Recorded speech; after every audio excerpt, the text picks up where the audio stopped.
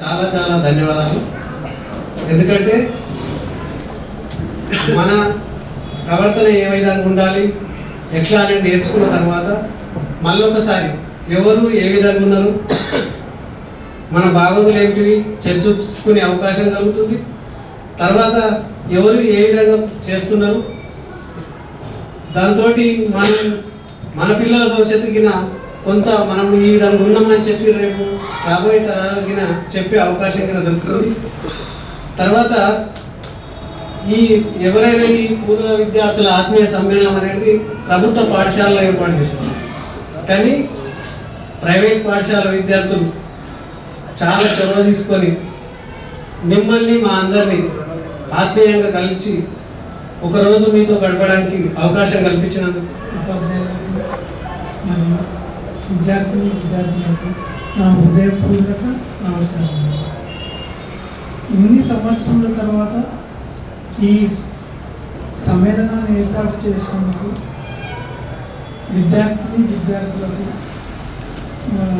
నా హృదయపూర్వక నమస్కారం.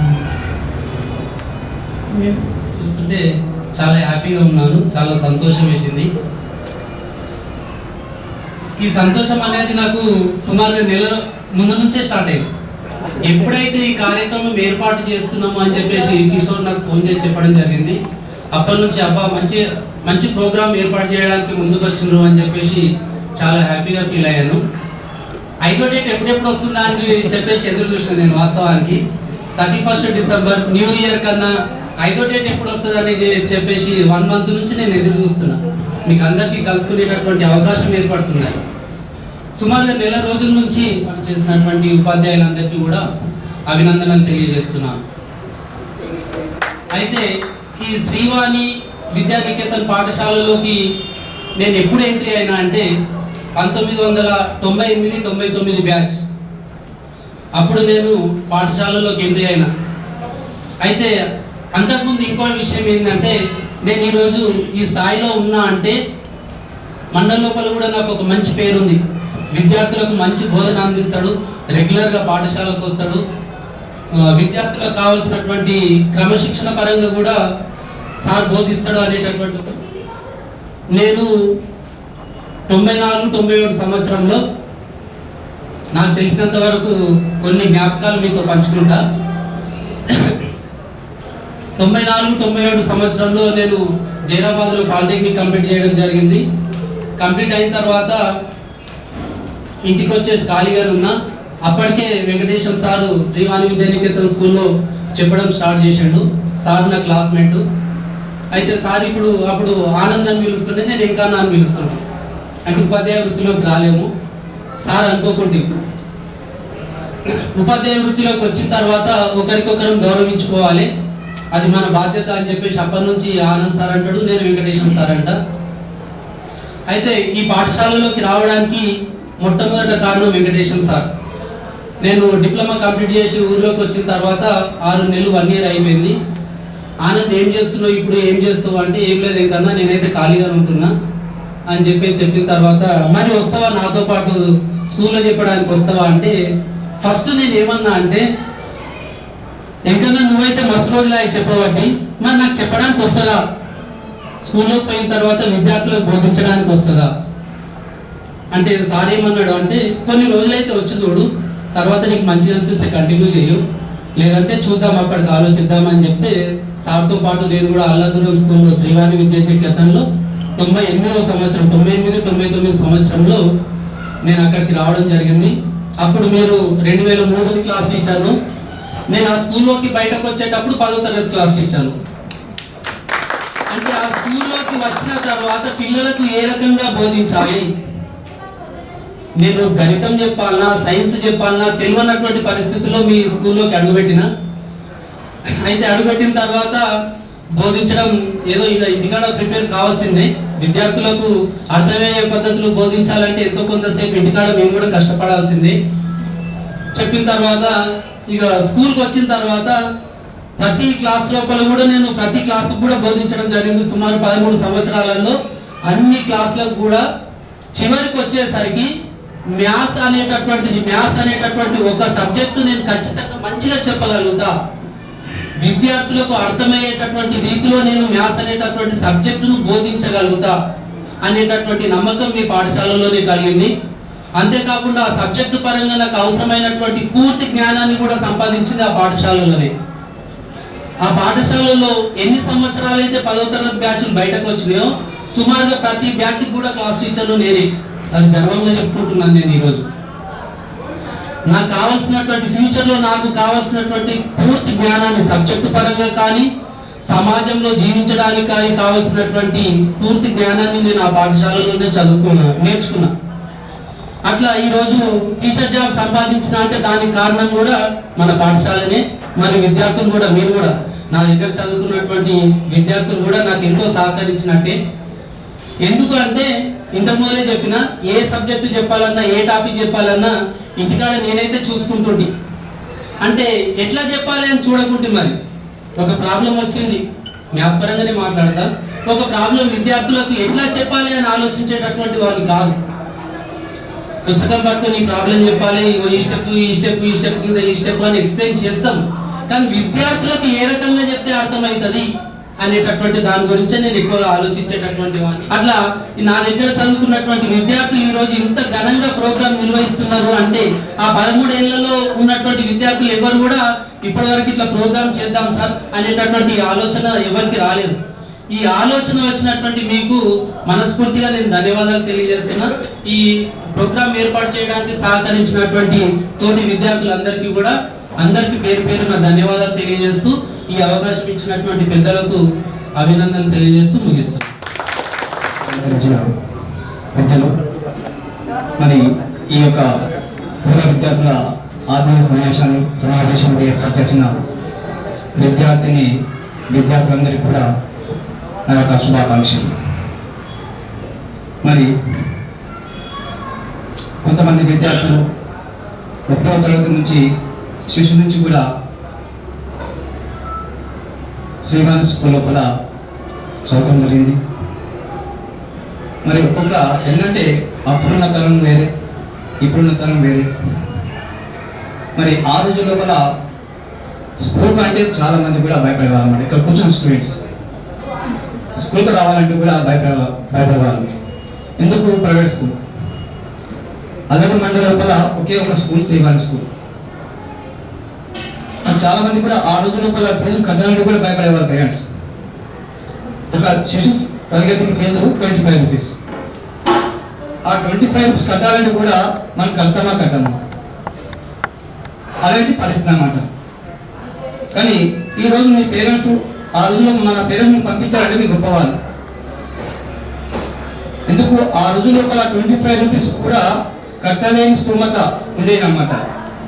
కానీ ఏదో విధంగా కష్టపడి మా పిల్లవాళ్ళని చదివించి ఒక మంచి స్థాయికి తీసుకురావాలని తప్పన పేరెంట్స్ ఉండేదన్నమాట. అరే జ్యోతిమ చాలా బాగా చదువుతుంది, భవిష్యత్తులో గొప్ప వాళ్ళని చాలా ఏదైనా గవర్నమెంట్ జాబ్ తప్పకుండా సంపాదిస్తుందని అనుకునేవాళ్ళు అనమాట. ఒక ఏదో మంచి పాట పాడమంటే ఫస్ట్ ఆమె శిశుమంది నుంచి వచ్చిందామె. శిశుమంది నుంచి వచ్చిన తర్వాత ఏదైనా పాట పాడాలంటే ఫస్ట్ మంచి పాట పాడేదన్నమాట. ఇంతకుముందు లంచ్ చేస్తానని గుర్తు చేశాను. ఏమన్నా జ్యోతిర్మయ ఒక మంచి పాట పాడతావు కదా, అసలు ఆ పాట నీకు గుర్తుందని అడిగాను నేను. ఒకేసారి నాకు గుర్తుందని కూడా గుర్తు చేసింది అనమాట. అంటే ఆ పాట ఏమన్నా అరుణారుణ కిరణాలం అభ్యుదయానికి సారథులం ఉషస్సు కోసం తపస్సు చేసే ఋషిమంజుల వారసులం అని వాళ్ళు చక్కగా పాడేదన్నమాట. గంట కొట్టినట్టు ఎప్పుడైనా ఆమె నోటితోనే పాట వినాలనిపించింది నాకు. 4 o'clock తర్వాత అందరం కూడా మేము అక్కడ కూర్చున్న తర్వాత ఎప్పుడైనా ఒక స్టోరీ కావచ్చు, ఒక శ్లోకం కావచ్చు, ఒక పద్యం కావచ్చు పాడాలంటే ఫస్ట్ జ్యోతిమతోనే ఆ పాట వినేవాళ్ళు నేను. అంత మంచిగా ఆ పాట ఆమె పాడి వినిపించాను అనమాట. ఆమె 10th క్లాస్ వచ్చే వరకు నేను ఆ పాటలను ఆమెతో 80 సార్లు కూడా మరీ పాడి ఆమె పాడిపించుకోవాలన్నమాట. భయంగా సరే భక్తిగా సరే, కానీ పాడమంటే కూడా చాలా అయింది. భయంతో భక్తులు తిట్టుకుని పాడవాడేది ఆమె. అదనమాట. సార్ ఎందుకు ఎప్పటి నన్ను వినిపిస్తాడు, ఎందుకు పాడవాడమంటాడు ఎందుకు అంటే అనమాట. పోతుంటే ఆలైక్య ఆమె మాకు ఎందుకంటే 7th క్లాస్ లో చేరింది. ఇక్కడ డాబుకి వచ్చిన తర్వాత అయితే వాళ్ళ సిస్టర్ వాళ్ళిద్దరు కలిసి కూడా తేనెల తేటల మాటల ఒక మంచి డ్యాన్స్ ప్రోగ్రామ్ కూడా చేసేవాళ్ళమాట వాళ్ళు. అంటే పిల్లలు ఏమిటంటే మన పేరెంట్స్ ఆ రకంగా మనకు మరి వాళ్ళు కష్టపడ్డారు మనకు. పోతుంటే ఇక రేణుక ఉంది, ఆమె చిన్నప్పటి నుంచి ఒక సంచి చేసుకుని వస్తుంది అడుగుతూ ఒక బస్తా ఆ రోజు అదే గొప్ప విషయం అనమాట. ఏం మనసు బ్యాగ్ పెట్టుకొని ఈ రోజుల పడింది చాలా పిల్లవాళ్ళు ఒక మంచి బ్యాగ్ చినిపోతే డాడీ నాకు బ్యాగ్ అవసరం లేదని బ్యాగ్ పడేసేవాళ్ళమాట. బ్యాగ్ పడేసి వాళ్ళు మరి పడేసేవాళ్ళు. కానీ ఈ రోజు లోపల ఆ రోజు లోపల కూడా ఏం లేకున్నా కూడా ఒక స్కూల్కి రావడం అనేది చాలా గొప్ప విషయం. మరి మేము మీకు ఇలాంటి ఎడ్యుకేషన్ నేను 93 లోపల శ్రీవాణి స్కూల్ అడ్మిషన్ అయినాను. 93 నాకు ఇంటర్ అయిపోగానే 95 లోపల నేను అడ్మిషన్ అయినా స్కూల్ లోపల. అప్పుడు బహుశా గ్రంథాలు కూడా శిష్యులు కూడా కాదు. అంటే అప్పుడేంది మాకు చదువుకోవాలని తపన ఉంది. మాకు పేరెంట్స్ మాకు ఎందుకంటే సపోర్ట్ అన్నమాట. మాకు ఎక్కడికి పంపించే వాళ్ళు కాదు. పోతే ఇంటికి వెళ్ళాలి, పోతే స్కూల్కి వెళ్ళాలి, వెళ్తే కాలేజీకి వెళ్ళాలి. అలాంటి పరిస్థితి ఉండదన్నమాట. కాబట్టి కిషోర్ కూడా వాళ్ళ పేరెంట్స్ చాలా కష్టపడ్డాడు. వాళ్ళ డాడీ అన్ని రకాలు ఉన్నాయి ఆయనకి. లక్ష్మి ఉంది కానీ సరస్వతి అబ్బాలని ఒక వాళ్ళ సిస్టర్కు వాళ్ళ పేరెంట్స్కి చాలా ఉండేది. కానీ చాలా కష్టపడ్డారు. కానీ ఏం చేస్తాం, అది దొరకలేకపోయింది అనమాట. సరస్వతి అనేది దొరకలేకపోయింది. కాబట్టి ఏం సరే అతను మంచిగా ఎస్ఎస్సీ అయిపోయిన తర్వాత మా స్కూల్ ఎస్ఎస్సీ అయిపోయిన తర్వాత ఇతను నారాయణ కాలేజీలో అడ్మిషన్ చేశారు సార్. నారాయణ కాలేజీ అడ్మిషన్ చేస్తే అతను ఏమన్నాడు, ఒక డైలాగు ఆ డాడీ చెప్పినమాట, ఏం సార్ మా బాబుని మంచి చదివించాలని చాలా తపన ఉంది, నారాయణ కాలేజీ అడ్మిషన్ చేశాను. డాడీ నువ్వు వస్తావా రావా నెక్స్ట్ డే, నువ్వు వస్తావా రావా, రాకపోతే నేను నెక్స్ట్ డే వరకు నేను ఉన్నాను అని చెప్పేసరికి పాపం మా పేరెంట్స్ హడావుడి అదే నైట్కు ఒక రేడియో కట్టుకొని వెళ్ళడం జరిగింది అనమాట. అలాంటి పరిస్థితి అనమాట. నా స్టూడెంట్స్కి ఇదే ఒకటి ఖచ్చితంగా మీరు ఇది గమనించాలని కోరుకుంటున్నాను. కాబట్టి ఈ యొక్క ఇంత మంచి కార్యక్రమాన్ని నిర్వహించిన కిషోర్ మరి ముందు అన్ని తన యొక్క బరువు బాధ్యతలు తన భుజస్కంధాలపై వేసుకొని ఇంత మంచి కార్యక్రమం ఏర్పాటు చేసినందుకు పేరు పేరున అందరికీ ధన్యవాదాలు తెలుపుతూ ఉపాధ్యాయులు మరియు మేడం గారు ఆ పాఠశాలకి ఒక అమ్మలాగా ఉండేవాళ్ళు. తర్వాత మల్లప్ప సార్, నరసింహారెడ్డి సార్. నేను ఒకప్పుడు సరస్వతి శిశు మందిరంలో పనిచేసేటప్పుడు అక్కడ నేను 7వ తరగతి వరకు సాంఘిక శాస్త్రాన్ని బోధించేవాడిని. అప్పట్లో నాకు సంగీతంతో కొంచెం పరిచయం ఉంది. కొన్ని పద్యాలు పాటలు పాడేవాడిని. నాకు నిజం చెప్పాలంటే ఇప్పుడు నేను మెదక్ సిద్ధార్థ మోడల్ స్కూల్లో ఒక తెలుగు ఆచార్యులుగా ఖచ్చితంగా నిలబడ్డా. దానికి కారణం మల్లప్ప సార్, తర్వాత నరసింహారెడ్డి సార్ మరియు ఉపాధ్యాయులు అంతా కూడా చాలా అంటే చాలా నన్ను ప్రోత్సహించి తెలుగు ఆచార్యులుగా నిలబెట్టారు వాళ్ళు. అట్లాగే ఆ ప్రయోగంలో మీ బ్యాచ్ నేను చదువుతాను. 2003లో మీరు 9వ తరగతి ఉన్నారనుకుంటాను. అప్పట్లోనే నేను తెలుగు బోధించడం అనేది మొదలుపెట్టాను. సరే, అందరి కోరిక మేరకు ఒక పాటతో ప్రారంభం చేద్దాం. సంతోషంగా ఉన్నారు కాబట్టి సంతోషం పైనే పాట. సంతోషం సగం బలం హాయిగా నవ్వమ్మా, ఆ సంగీతం బేతోడై సాగవగోవమ్మ, నవ్వేని కళ్ళలో లేదా జాబిలి, నవ్వులలో రోజు దీపావళి.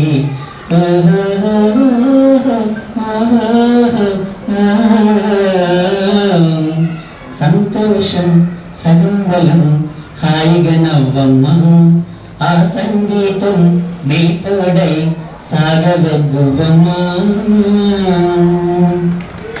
నిన్నటి నీడలే కను పాపని ఆపితే రేపటి వైపుగా నీ చూపు సాగదుగా నిన్నటి నీడలే కను పాపని ఆపితే రేపటి వైపుగా నీ చూపు సాగదుగా చుట్టమల్లె కష్టం వస్తే కళ్ళ నీళ్ళు పెట్టుకుంటూ కాలు కడిగి స్వాగతించకు ఒక్క చిన్న నవ్వు నవ్వి సాగనంపకుండా లేనిపోని సేవ చేయకు నిన్ను గురులా మిలమిల మెలిస్తే తరహాసం చాలు కదా ముసురుకుని మిసి విలవిలలాడుతూ పరుగులు తీయదా నవ్వే నీ కళ్ళలో లేదా జాబిలి నవ్వే ముంగిళ్ళలో రోజు దీపావళి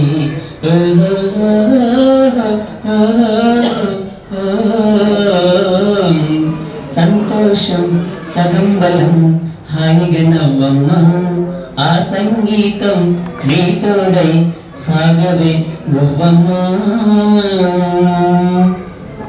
ఆశలు రేపిన అడి ఆశలు చూపిన సాగే జీవితం అడుగైనా గదుగా ఆశలు రేపిన అడి ఆశలు చూపిన సాగే జీవితం అడుగైనా గదుగా నిన్న రాత్రి పీడగల నీడు తలుచుకుంటూ నిద్రపోనుకోగలమా ఎంత మంచి స్వప్నమైన అందులోనే ఉంటూ లేవకుండా ఉండగలమా కలలుగని అవి కలతలని తెలిసినదే తెలివము కలతలని నీ కిలకిలతో తరిమీయ వెచ్చిలు కమ్ము నవ్వే నీ కళ్ళలో లేదా జాబిలి నవ్వే ముంగిళ్ళలో రోజు దీపావళి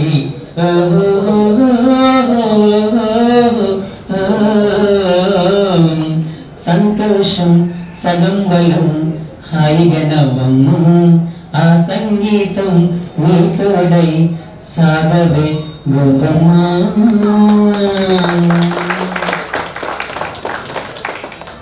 నాకు ఈ అవకాశం ఇచ్చినటువంటి పూర్వ విద్యార్థులందరూ కూడా నాకెంతో సంతోషంగా ఉంది ఈ ఆహ్వానాన్ని మన్నించి అందరు వచ్చినందుకు కూడా వాళ్ళందరికీ కూడా నాకు నా తరపున ధన్యవాదాలు తెలియజేసుకుంటున్నాను. తర్వాత కొన్ని చిన్న చిన్న ఇప్పుడు కూడా మీరు నా ముందు కూర్చున్నారు కదా, ఇప్పుడు నేను చాలా పెద్దవాళ్ళలాగా ఫీల్ అవ్వట్లేదు మిమ్మల్ని చూసి. నాకిద్దరు బాబు వాళ్ళు మీరు అనుకుంటున్నాను, అట్లా మా పిల్లలుగా భావించి. ఇంకోటి ఏంటంటే ఢిల్లీకి రాజైన తల్లి కొడుకే. మీరు ఏ స్థానంలో ఉన్నా కూడా మీకు చెప్పేటటువంటి విషయాలన్నీ కూడా నేను చెప్పాలి, చెప్తూనే ఉండాలి. ఉపాధ్యాయుల యొక్క నిత్య ధర్మం అది. వాళ్ళందరినీ కూడా మీరు ఋషుల స్థానంలో నిలబెట్టారు. ఆ ఋషిత్వాన్ని మీకు అందరికీ కూడా మేము అందించాలి. అయితే అందరూ కూడా ఆత్మీయతతో ఎంతో ఉత్సాహమైనటువంటి మనస్సుతో బోధించాలి. ఒక్కొక్కరికి ఒక్కొక్క ప్రజ్ఞత ఉంది. కాకపోతే సమయం లేదు కాబట్టి నేను ఇంకా వర్ణించి చెప్పలేను. నిజానికి మన మల్లప్ప సార్ కూడా చాలా చాలా మంచి మాటలతోటి వాళ్ళ అమ్మగారు నేర్పినటువంటి మహాభారతంలోని చాలా చాలా ఘట్టాలను అక్కడ వచ్చినప్పుడు చాలా మంచి చెప్పారు. అలాగే నరసింహారెడ్డి సార్ కూడా, సార్ మీరు ఇక్కడ తెలియజెప్పండి సార్, మీరేం భయపడకండి సార్, మేమున్నాం ఇక్కడ అని అట్లా ఉత్సాహం ఇచ్చి. తర్వాత మిత్రులు ఆనంద్ సార్ కూడా, సార్ అప్పుడప్పుడు ఛందస్సులో కొన్ని విషయాలు మంచి అనిపిస్తుంది. సార్ కూడా లెక్క చెప్తూ కూడా ఛందస్సు అలంకారాలను కూడా ఒక్కొక్కసారి పిల్లలకు చెప్పేవాళ్ళు. అది ఒక గ్రంథం ఉపాధ్యాయుడు అయినప్పుడు కూడా అది చాలా బాగా నచ్చుతుండే. మొత్తం అయితే ఒక తెలుగు ఉపాధ్యాయుడిగా అట్లా నేను ఇప్పుడు వీళ్ళు ఇచ్చినటువంటి ఒక ప్రోత్సాహం, ఒక బలం అంతా కూడా నాకు ఒక వజ్రాయుధంలా నార చీరలు కట్టి అరణ్యవాసాలకు వెళ్ళవలసినటువంటి దుస్థితి వచ్చింది. అయినప్పటికీ కూడా రాముడు చాలా మంది కైకను నిందించారు అనమాట. నిందిస్తే రాముడు అంటారు కదా, ఇదంతా మా తల్లి మా జనయిత్రి అయినటువంటి కైకేయి యొక్క అపచారం ఏం లేదు, అంతా నా కర్మానుసారమే నడిచింది అని చెప్పుకున్నటువంటి సంస్కారవంతుడు. ఇంటి సంప్రదాయం నిలబెట్టిండు, దేశ సంస్కృతిని నిలబెట్టిండు. అతడు ఆ యొక్క అయోధ్యలో ఎట్లా ఉన్నాడో అరణ్యవాసంలో కూడా అలాగే గడిపినటువంటి ఒక సంప్రదాయబద్ధకమైనటువంటి మహాపురుషుడు. తర్వాత అట్లాంటి వాళ్ళ యొక్క జీవిత చరిత్రలను మీరు చర్చించుకోండి, మీ పిల్లలకు చెప్పండి అని ఈ సందర్భంగా తెలియజేస్తున్నాను. మన సంస్కృతి సంప్రదాయం తర్వాత సంస్కారం అనేది ఎక్కడ లేదు, మన దగ్గర ఉంది. శ్రీవాణి అంటేనే మీకు అందరూ తెలిసిపోయింది, అవునా? మీరు ఎవరు చూసినా ఇంకోటి ఏంటంటే కోకిల నల్లగా ఉంటారు, అయినప్పుడు కూడా కమ్మని రాగం పాడుతుంది. అలాంటి కమ్మని రాగాలు అనేటటువంటి విద్యా వ్యవస్థ అనేది శ్రీవాణి విద్యానికేతన్లో ఉంది. ఇప్పుడు ఆనందసార్లు తర్వాత అందరూ కూడా ఇక్కడ ఉన్నటువంటి వాళ్ళందరూ కూడా మంచి మంచి పదాలు ఉన్నారు. నవరసాలు కూడా చెప్పే జ్యోతి మాత్రం ఎంతో అద్భుతంగా ఉంటుంది. అప్పుడప్పుడు మేము మర్చిపోయినప్పుడు సాధ్యంగా చూస్తుంటే బాగా అనిపిస్తుంది. ఇట్లా ఒక్కొక్కరికి ఒక్కొక్క ప్రత్యేకమైనటువంటి కళలు ఉన్నాయి. ఆ కళలను మీరు మర్చిపోవద్దు, ఎప్పుడు మీ దగ్గర ఉంచుకోండి. మీ పిల్లలకు నేర్పండి, తర్వాత మీ తోటి వారికి కూడా నేర్పండి. అప్పుడు ఎట్లా ఉన్నాయి, ఇప్పుడు ఇట్లా ఎప్పుడు అట్లా ఉంటాయి. తర్వాత దానికి ఒకటి ఉదాహరణ చెప్పాను. సూర్యుడు ఉదయం పూట ఉదయిస్తుంటాడు. అతడు చాలా నిరాడంబరంగా ఈ యొక్క భూమికి వస్తుంటాడు. వచ్చేటప్పుడు ఒక ఎమ్మెల్యే ఎంపీ వస్తున్నప్పుడు ఎంతో గొప్పనైనటువంటి మేళ తాళాలతోటి ఆహ్వానిస్తుంటారు. కానీ సూర్యుడు అలా కాదు. ఈ ప్రపంచానికి వస్తున్నాడంటే చాలా సాదాసీదా వస్తాడు, ఎలాంటి ఆడంబరాలు ఉండవు, అవునా? అయితే సూర్యుడు ఆ విధంగా వచ్చి కలవలను ఉత్తేజపరుస్తాడు తన జ్ఞాన కిరణాల చేత. తర్వాత చంద్రుడు కూడా కమలాలను వికసింపజేస్తుంటాడు. కలువకు చంద్రుడు ఎంతో దూరం, కమలానికి సూర్యుడు మరీ దూరం. అయినప్పటికీ కూడా తమ జ్ఞాన కిరణాల చేత వాటిని వికసింపజేస్తూ ఉన్నారు. ఆ విషయం ఎప్పుడు కూడా మర్చిపోకండి. వాళ్ళు ఎంత సాదాసీదాగా ఉంటారు చూడండి. అట్లాగే మహాత్మా గాంధీ, శివాజీ వీళ్ళందరూ కూడా చిన్నప్పటి నుంచి కూడా ధర్మం, నీతి, నియమం అనేటటువంటి చాలా సక్రమంగా నేర్చుకున్నారు వాళ్ళ తల్లిదండ్రుల నుంచి. వాళ్ళు చనిపోయేంత మట్టు కూడా వాళ్ళు ఎప్పుడు కూడా నీతి, నియమం, ధర్మాన్ని తప్పలేదు. ప్రజలకు ఆ నీతి నియమాలని ధర్మాలని దారపోసినటువంటి దేవదత్తి. అలాంటి వాళ్ళ యొక్క ఆదర్శం మనకు ఉండాలి, మన పిల్లలకు చెప్పాలి అనేటటువంటి విషయాన్ని మీకు ఈ సభాముఖంగా చెప్తున్నాను. నిజానికి ఒక వీణ తీసుకున్నట్టయితే అది ఓంకార టింకరగా ఉంటుంది. దానిలోని నాద బ్రహ్మస్వరాలు మాత్రం చాలా వినసొంపుగా ఎంతో అత్యద్భుతమైనటువంటి సంగీతాన్ని అందిస్తున్నాయి. మనం ఎట్లా ఉన్నామని కాదు అక్కడ, అవునా? మనం ఎట్లా ఉన్నామని కాదు, అక్కడ ఏం కాదు, ఒక సరస్వతి దాంట్లో పలికించేటటువంటి నాదస్వరం ఏంది. ఇక్కడ ఉన్నటువంటి ఆచార్య బృందం అంతా కూడా మంచి నాదస్వర బృందాలు, అని గమనించండి. ప్రతి ఒక్కరు కూడా ఒక దివ్యత్వమైనటువంటి శక్తితో కూడుకున్నటువంటి వ్యక్తులైనటువంటి విషయాన్ని మర్చిపోకండి. వీళ్ళు అందించినటువంటి విద్యను మీకు అందించారు, మీరు మీ పిల్లలకి తర్వాత మీ యొక్క స్నేహితులకు ఈ విధంగా అందిస్తూ మరి మన శ్రీవాణి గొప్పతనం ఏంటో ఈ సందర్భంగా తెలియజేస్తారని చెప్పేస్తూ నాకు ఈ గొప్ప అవకాశం ఇచ్చి కల్పించినందుకు, మళ్ళీ ఈ యొక్క శ్రీవాణి బృందాన్ని ఒకే వేదిక మీదకి చేర్చినందుకు నాకు చాలా సంతోషంగా ఉంది. ఇంతటితో